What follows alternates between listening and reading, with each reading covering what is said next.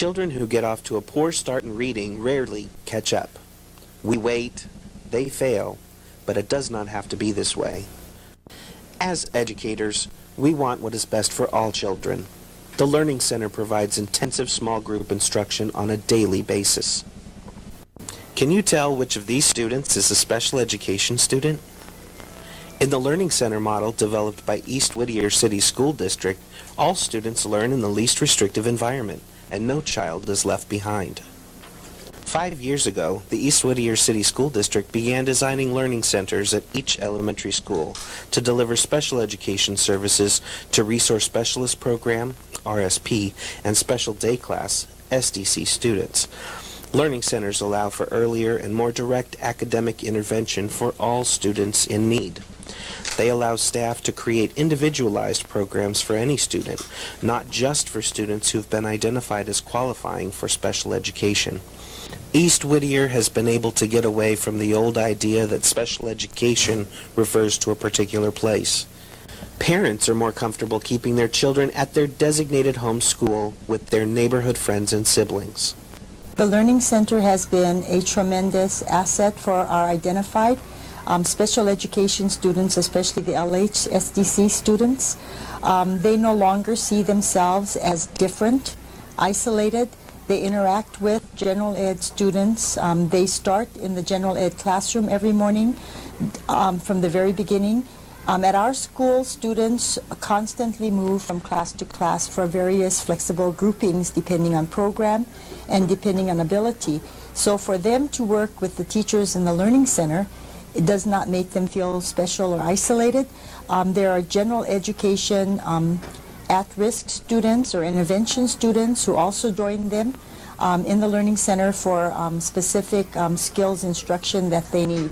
And so for our special ed kids, especially the LHSDC kids, they don't see themselves as any different. They don't even know their special education, and no one else does. The program requires that 2 special education teachers work together as a team to provide instruction and remediation services to all identified RSP and SDC students. These students attend their home school to receive these services. Students are included in the regular education program and receive Learning Center and paraeducator support as determined by their IEPs or individual needs.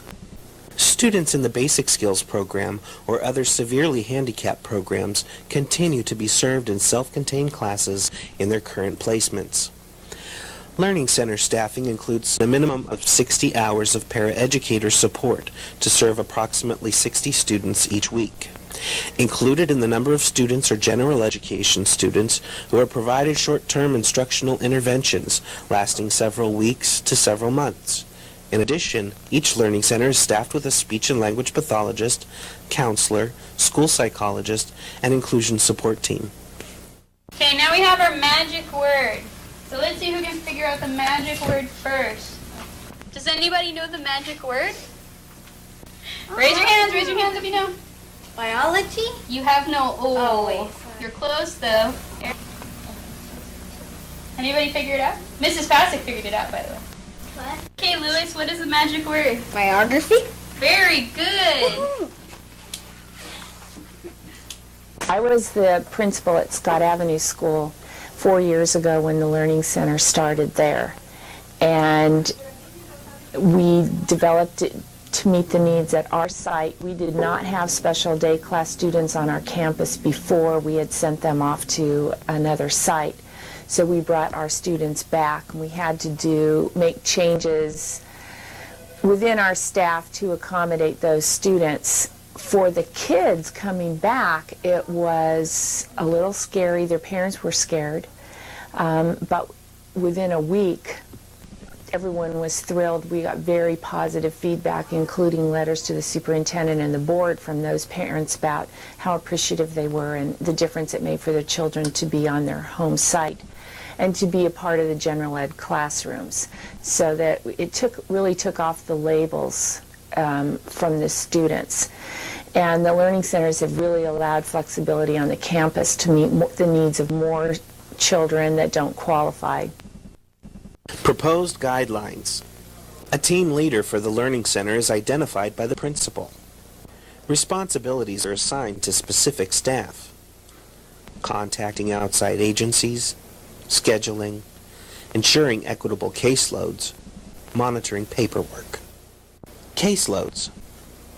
38 identified special education students, 28 RSP, and 10 SDC. 20 intervention students. Total caseload of 58 students.